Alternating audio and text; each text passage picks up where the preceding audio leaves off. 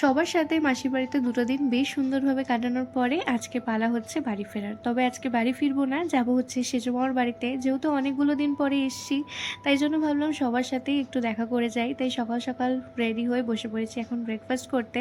তবে আজকে না সকাল থেকেই প্রচণ্ড বৃষ্টি হচ্ছে। তাই মাসি বারবার বলছিল আজকের দিনটা থেকে যেতে। তবে আমরা আর আজকে থাকিনি, বেরিয়ে পড়েছিলাম একটু বৃষ্টি পড়তেই। আর ওখানে পৌঁছে যেই না ছাতাটা মেলেছি, অমনি দুজনে মিলে চলে এসেছি আমাদের খেলা দেখাতে আর ওয়েলকাম করতে। এরা দুজনকে দেখেই এখন ও বাড়িতে গেলে আমাদের সময় কেটে যায়। এরা সারাদিন এত দুষ্টুমি করে আর সত্যি এদের দেখতে ভালোও লাগে। ফেরার সময় এই পিৎজাটা নিয়ে এসেছিলাম, তো সেটাই খাচ্ছিলাম, যেটা খেতে বেশ ভালো ছিল। তারপরে আর কিছুই করিনি, দুপুরে একেবারে লাঞ্চ করেছি। লাঞ্চে আমার পছন্দের বিউলির ডাল ছিল। আমি দিদার হাতের বিউলির ডাল খেতেই বেশি পছন্দ করতাম। তবে দিদা চলে যাওয়ার পরেই সেজো মামার হাতের বিউলির ডালটা খেতে আমার সবথেকে বেশি ভালো লাগে।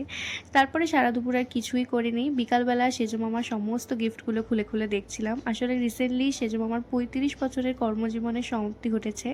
মানে হচ্ছে রিটায়ারমেন্ট হয়েছে। তাই জন্য এত কিছু পেয়েছে, সেই সমস্ত কিছুই খুলে খুলে দেখছিলাম। প্রত্যেকটা গিফটই ভীষণ সুন্দর ছিল। তার সাথে এই ট্রলি ব্যাগটাও পেয়েছিল। তারপরে আর কিছুই করিনি। রাতে একেবারে করেছি ডিনার। তো আজকের জন্য এইটুকুই। দেখা হচ্ছে নেক্সট মিনি ব্লগে। আজকের মতো বাই।